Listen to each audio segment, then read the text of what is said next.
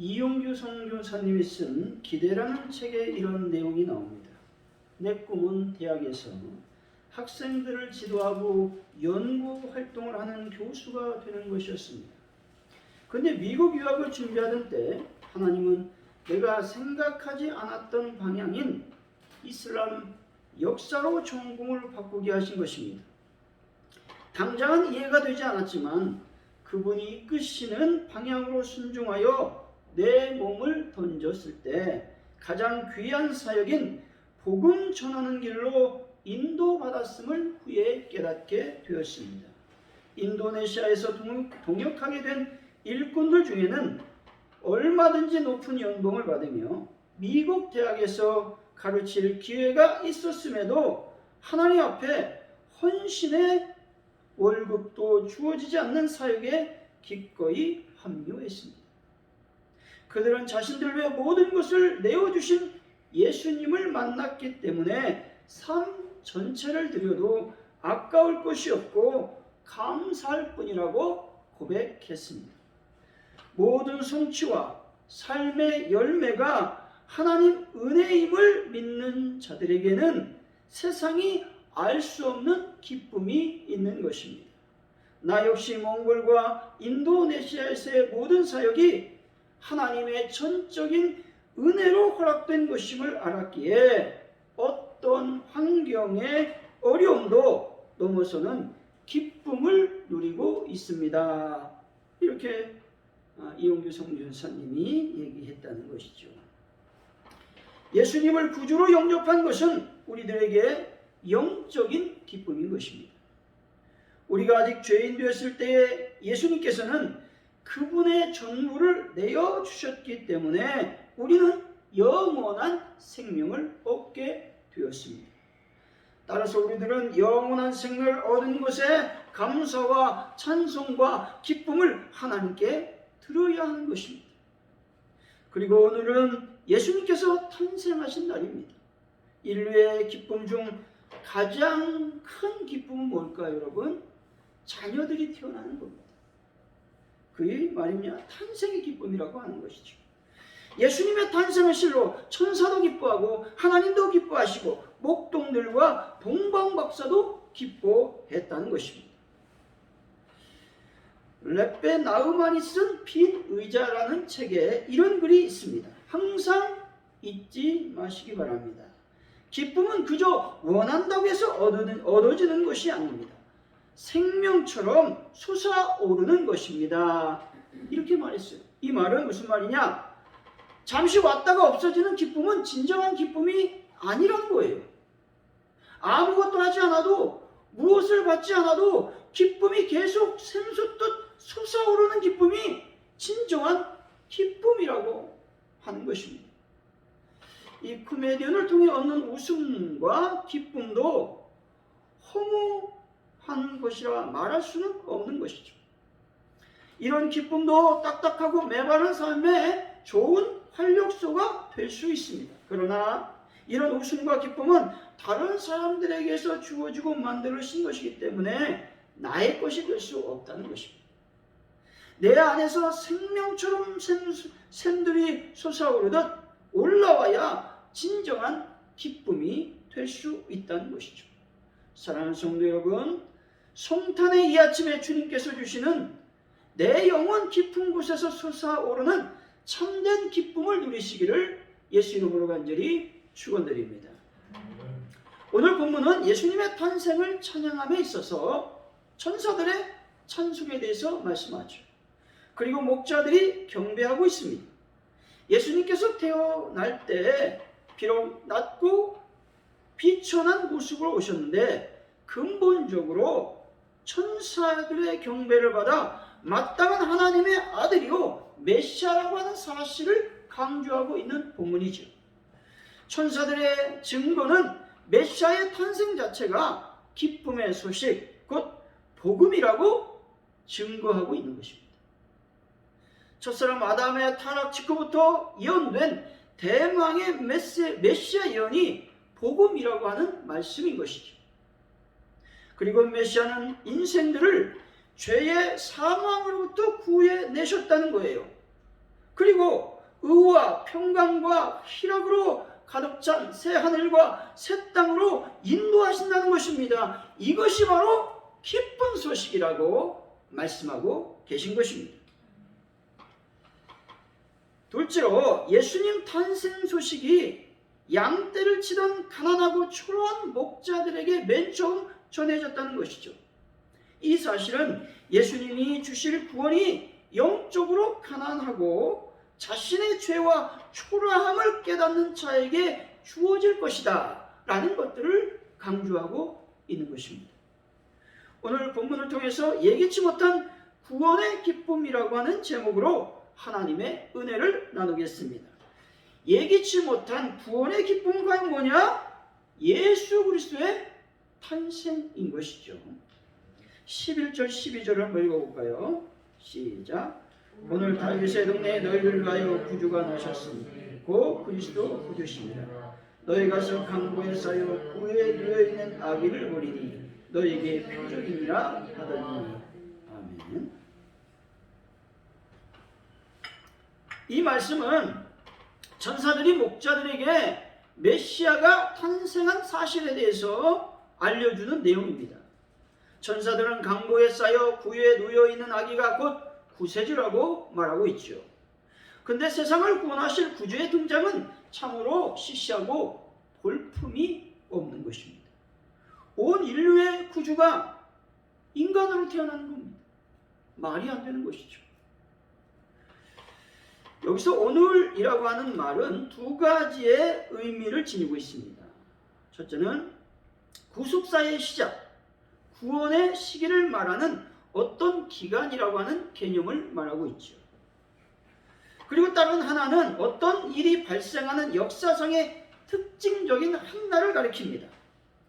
이 본절에서는 실제 탄생하신 바로 그날을 말하고 있기 때문에 분명한 역사상의 어느 날인 성탄절을 가리키는 것이죠. 구주라고 하는 단어는 질병이나 위험으로부터 구하다라는 의미로서 구원자라는 뜻입니다. 갓 태어난 아이에게 그리스도 주라고 말씀하고 있는 것이죠. 이 말은 구속사역을 행하기 이전일지라도 인류 구세주로서의 자격을 지니고 이 땅 위에 성육신하신 하나님이란 사실을 확증하고 있는 말씀인 것입니다. 표적이라고 하는 말씀은 어떤 사실이나 사물을 다른 것과 명확하게 구분하기 위한 표시, 미래의 어떤 일에 대한 징조를 의미하는 단어라고 하는 것이죠. 이 말씀은 예수님께서 모든 사람을 섬기는 종의 사명을 띠고 이 땅에 오셨다라는 것들을 부여주는 상징적인 의미가 있다는 것입니다. 여러분, 아카시아가 이제 4월, 5월에 피지 않습니까? 아카시아는 어떤 종류의 식물이냐면 콩과 식물입니다. 아카시아 꼬투리를 까보면 어떻게 생겼냐면 이 꽃도 이 시즈모니처럼 콩 꼬투리처럼 생겼습니다. 그래서 그 꼬투리를 이렇게 까보면 이 씨앗들이 들어있는데 그 씨앗을 칼로 쪼개서 현미경으로 작게 면밀하게 관찰해 보면 그냥 씨입니다. 가시가 없어요.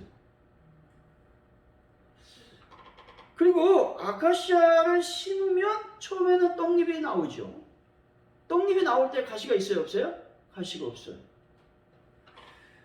그런데 조금 자라다 보면 녹색 줄기가 이게 나오죠. 녹색 줄기가 나오면 그때에 녹색 가시가 어떻게 합니까? 삐져나오기 시작합니다. 왜 이런 일이 벌어지느냐? 가시의 속성이 그 씨에 들어있기 때문이라는 것입니다. 아기들도 어렸을 때는 천사와 똑같습니다. 얼마나 착한지 모릅니다. 근데 아이가 자라나면서 이 가시가 삐져나오듯이 아기들도 자라나면서 속에서 어떻게 합니까? 이 삐져나오는 것들이 있어요. 그것이 뭐냐? 바로 태어날 때부터 근본적으로 사람의 마음에 장착되어 있는 죄라고 하는 것입니다. 예수님은 이 사실에 대해서 마가복음 7장 20절에서 23절에서 말씀합니다. 사람에게서 나오는 그것이 사람을 더럽게 하느니라.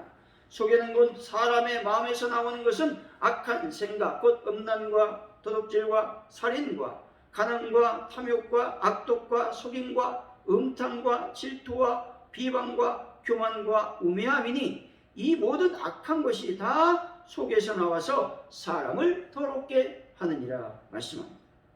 사람은 죄의 본성을 숨길 수 없습니다. 따라서 남자의 자손 즉 아담의 후손은 전부터 죄덩어리였다는 것이죠. 죄인이었다는 겁니다. 예레미야도 이렇게 말씀하죠. 17장 9절이죠. 만물보다 거짓되고 심히 부패한 것은 마음이라 누가 능히 이를 알리오마는 말씀합니다. 인간의 마음이 부패되었고 만물 어떤 것보다 심각하게 거짓됐다고 말씀하고 있죠. 모든 만물 중에서 가장 더러운 존재가 사람인 것이죠. 모든 인류는 태어날 때부터 죄로 철저히 오염된 사람들입니다. 때문에 어떤 말로도 남자의 후손이 아닌 여자의 후손으로 예수님을 보내셨다는 말을 부인할 수 없다는 것입니다. 사랑하는 성도 여러분, 예수님께서 이 땅에 오셨다는 것은 어떤 말로도 표현할 수 없는 기쁨의 소식임을 믿으시기를 예수 이름으로 간절히 축원드립니다. 그렇다면 예수님의 탄생은 우리에게 어떤 의미가 있는 것인가 하는 것입니다. 첫째로 예수님의 탄생은 기쁜 소식이라고 말씀하고 있습니다. 우리 10절이죠. 우리 한번 읽어봅니다. 시작. 전사가 이르되 무서워하지 말라. 보라 내가 온 백성에게 미칠 큰 기쁨의 소식을 너희에게 전하노라. 아멘. 주의 천사와 갑작스러운 주의 영광의 임재로 인해서 크게 두려워하고 있던 목자들에게 천사는 어떻게 말합니까? 두려워하지 말라 이렇게 말하면서 안심시켜줍니다. 그것은 천사가 두려움의 존재로 온 것이 아니라 목자들과 인류 전체의 큰 기쁨이 되는 놀라운 복음을 전하러 왔다라는 말이기도 한 것입니다. 여기서 보라라고 하는 말은 이제 무엇인가 놀라울 뿐 아니라 새롭고 엄청난 것을 말하겠다는 사실을 지금 암시해주고 있는 말씀이죠. 곧 구세주가 나셨다라는 인류 역사상 최대의 놀라운 소식을 전하기 위해서 천사는 보라라는 말로써 목자들의 주의를 환기시키고 있는 것이죠. 좋은 소식, 기쁜 소식을 전하는 것은 하나님의 도래가 임박했다는 것들을 말씀하고 있는 것입니다.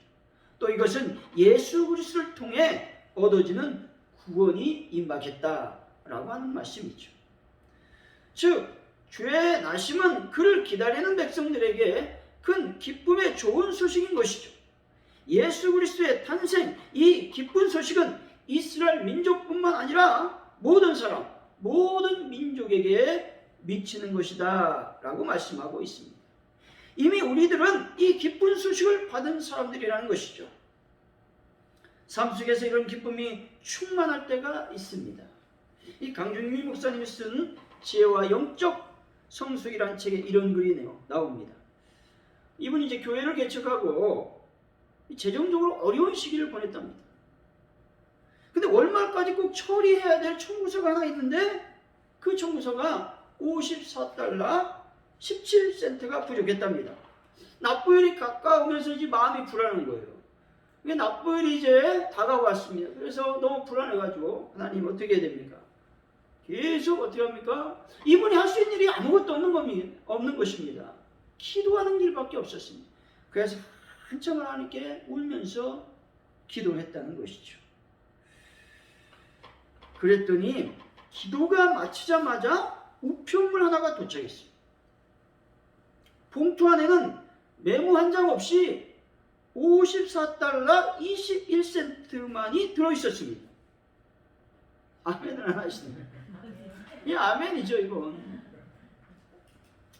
이제 목사님이 궁금한 겁니다. 이 하나님께서 놀랍게 공급하신 것에서 기뻐하는데 좀 궁금한 마음이 들었습니다. 이 모든 것을 아시는 하나님께서 정확하게 54달러 17센트를 주실 수 있었는데 왜 4달러를 더 주셨을까? 이 고민되는 거예요. 이 4달러를 뭐하냐? 뭐 지금 얘기만 400원 정도 되지 않습니까? 고민 생각하다 보니까 우표값이라는 거예요. 이게 이제 봉투에 우표가 안 붙여온답니다. 그래서 우표값을 지불해야 된다는 거예요. 그 돈으로 우표를 지불했다는 것이죠. 여러분, 정확하신 하나님, 이때 구원의 감격, 또 하나님께 주시는 감격, 기쁨은 이루 말할 수 없다는 것이죠. 정확하신 하나님께서 내 안에 역사하신다고 하는 그 놀라운 일을 경험할 때에 기쁨이 넘치게 되는 것입니다. 하나님께서 나의 형편을 아시고 나의 사정을 아심으로 모든 것들을 채워주시는 것을 경험할 때에 기쁨이 넘치는 것이죠. 사도행전 8장 8절이죠. 그 성에 큰 기쁨이 있더라 말씀합니다.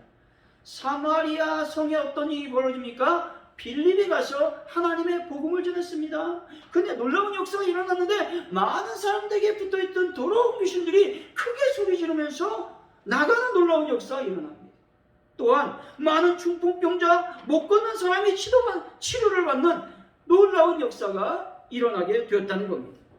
그러니 어떠합니까? 모든 가족들이 기쁨이 충만한 거예요. 온 성이 기쁨으로 충만한 것입니다. 기쁜 소식은 얽매였던 것들이 풀어지는 기쁨인 것입니다. 옥지였던 사슬이 끊어지는 기쁨의 소식인 것이죠.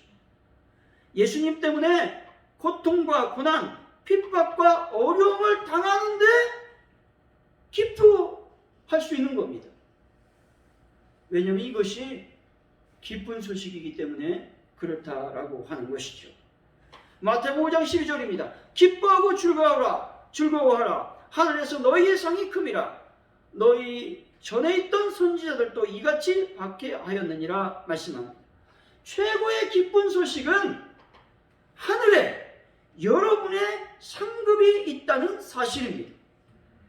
그래서 주님을 내 주인으로 모셨기 때문에 우리는 다른 이들을 섬겨주고 용서해주고 낮아지고 겸손해지고 봉사와 헌신을 하는 것입니다. 하나님이 안 계시면, 주님께서 탄생하지 않았다면 결코 이런 기쁨은 없었을 것이다 라는 것이죠. 슬픔은 여전히 슬픔이요 고통은 당연한 고통이 되는 것입니다. 그런데 기쁜 소식이 뭐냐? 슬픔도 기쁨이요 고통도 기쁨인 것입니다. 사랑하는 성도 여러분, 기쁜 소식이 여러분들에게 임하심으로 이전 날마다 예수님 때문에 기뻐하고 즐거워하는 귀한 시간들을 가지시기를 예수 이름으로 간절히 축원드립니다. 둘째, 예수님의 탄생은 우리들에게 평화의 소식이라는 것입니다. 13절 14절이죠. 한번 읽어봅니다. 시작.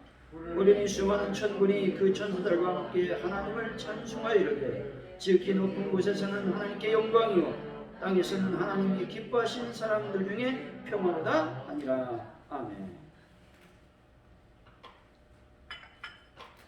여기서 천군은 구약의 의미로 볼 때 하늘의 군대, 또 하나님의 주위의 천사들을 의미합니다. 이런 의미로 볼 때에 하늘에 사는 만군이라는 뜻을 지니고 있죠. 영광이라고 하는 말은 하나님께 마땅히 드려야 할 존귀를 나타내는 말이죠. 찬양은 은혜로움, 장엄함, 영광이 하나님께 속했다라는 것들을 우리가 입으로 표현하는 것이 바로 찬송입니다. 지극히 높은 곳은 가장 높은 곳을 의미하고 기뻐하심을 입은 사람들은 그의 은혜가 임하는 사람들에게 라는 의미가 있습니다. 여기서 평화는 죄와 불순종으로 하나님과 원수된 인간과 하나님과의 화평의 구원을 말하고 있죠. 그리고 반목과 무질서로 벽을 쌓고 살아가는 인간들 관계 속에서의 평화를 말합니다. 또한 염려와 격분한 감정의 혼란 가운데 살아가고 있는 인간들 자신들에게 이루어지는 평안을 의미하고 있다는 것입니다. 예수님은 하나님과 우리 사이에 평화로 오셨음을 믿으시기 바랍니다. 우리는 먼저 하나님과 평화해야 될 줄로 믿습니다. 그리고 성도들과 이웃들과 사람들과 우리 스스로와 평화를 누려야 되는 것이죠. 미국에서 있었던 일인데 켄터키 산기슭에 나란히 살고 있는 두 가족은 수년 동안 암숙이었습니다. 이 불화는 스미스 할아버지가 이 암수가 돌담을 넘어가지고 자기 집의 옥수수를 다 먹어치운 것입니다. 그때부터 암숙이 됐어요. 그래서 화가 난 브라운 할아버지가 암수를 쏘아주겠어요. 이때는 그래도 됐답니다. 옛날이기 때문에.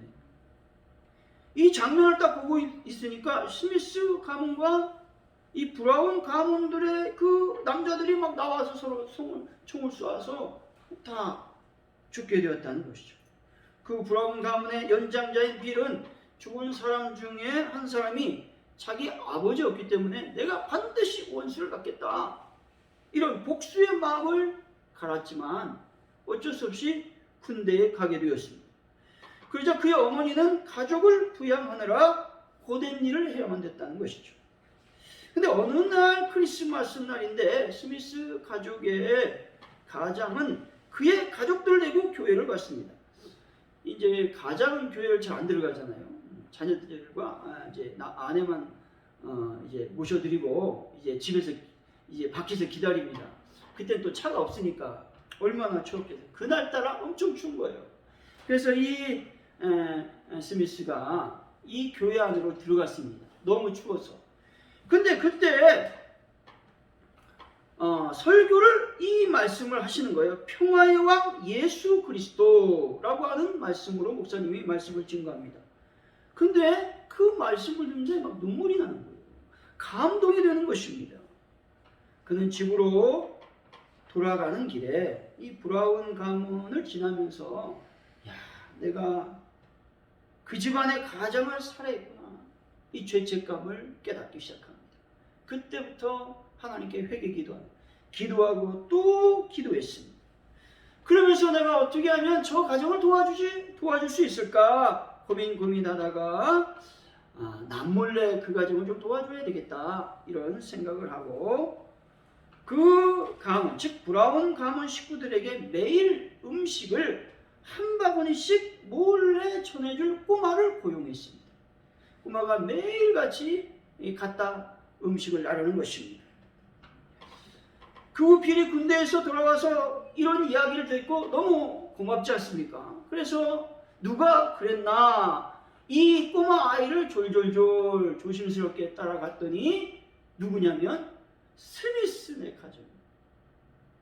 얼마나 화가 나든지 도저히 믿을 수가 없는 거예요. 근데 빌에게 스미스는 웃으면서 이렇게 말하는 겁니다. 빌, 당신이 원한다면 나를 쏘아도 좋습니다. 그러나 빌은 자신이 집을 비운 동안 가족을 돌봐준 그에게 감사를 표시하고 돌아왔다는 겁니다. 그러자 스미스는 크리스마스 때 내가 이 평화의 왕 예수님에 대한 이야기를 듣고 난 후 내 마음이 변화되어서 이렇게 했다네. 자네도 예수 믿었으면 좋겠네. 이렇게 권면하니까 이제 빌이 예수 믿기로 작정했다는 것입니다. 암소 때문에 사람을 죽이는 비극을 맞이한 두 가문은 막힌 담을 허시는 예수님 때문에 서로 하나가 되었고 또 사랑하며 평화로운 가문을 만들 수가 있었다는 것입니다. 예수님만이 평화이시고 예수님만이 우리들에게 평안을 주시는 분임을 믿으시기를 바랍니다. 기쁨의 소식이고 평화의 왕으로 오신 예수님을 믿고 우리들은 어떤 삶을 살아가야 될까 하는 것이죠. 그것은 하나님을 찬미하고 영광을 돌리는 삶을 살아가야 된다 말씀하고 있는 것입니다. 20절이죠. 한번 읽어봅니다. 20절 시작. 목자들은 자기에 이르던 바와 같이 듣고 본 그 모든 것으로 인하여 하나님께 영광을 돌리고 찬송하며 돌아가니라. 아멘. 영광을 돌렸다, 이 말은 존귀하게 하다, 영화롭게 하다라는 말씀이죠. 그래서 하나님께서 영광을 받으시도록 전적인 찬송과 영광을 목자들이 드렸다라는 말씀인 것입니다. 여러분, 사도행전에 가면 바울과 또 신라와 여러 사람들이 하나님의 복음을 증거하고 그 선교 보고를 하기 위해서 예루살렘에 도착합니다. 그래서 예루살렘에 도착해서 이런 일이 있었습니다. 이런 일이 있었습니다. 이렇게 얘기하니까 이 이제 야고보와 예루살렘의 어떤 장로들이 수고했어요. 이렇게 얘기 안 했습니다. 어떻게 했냐면 하나님께 영광을 돌리는 일을 먼저 했습니다. 수많은 이방인들이 바울의 전도로 구원받았던 것에 대해서 바울의 능력이 아니라 바울을 도구로 사용하신 하나님의 섭리였음을 깨닫고 하나님께 영광을 돌렸다는 것입니다. 그런데 중요한 것은 바울은 서운해하지 않았다는 것. 우리가 교회 일을 할 때 누구에게 영광 돌려야 돼요? 하나님께 영광 돌려야 돼요. 칭찬 안 받는다고 어떻게 서운해하면 안 된다는 거예요. 왜? 우리가 하는 모든 일들은 하나님의 일이기 때문에 그렇다라고 하는 것이죠. 고린도전서 10장 31절이죠. 먹든지 마시든지 무엇을 하든지 다 하나님의 영광을 위하여 하라 말씀합니다. 여러분들의 존재 목적이 어디에 있어요? 하나님께 영광을 돌리기 위해서 존재한다는 사실을 꼭 깨달으시길 바랍니다. 예수님의 탄생은 온 인류에게 기쁜 소식이며 평화의 소식인 것이죠. 사랑하는 성도 여러분, 예수 그리스도 안에 늘 기쁘고 평화를 누림으로써 하나님께 항상 영광을 돌리는 분들이 다 되시기를 예수 이름으로 간절히 축원드립니다.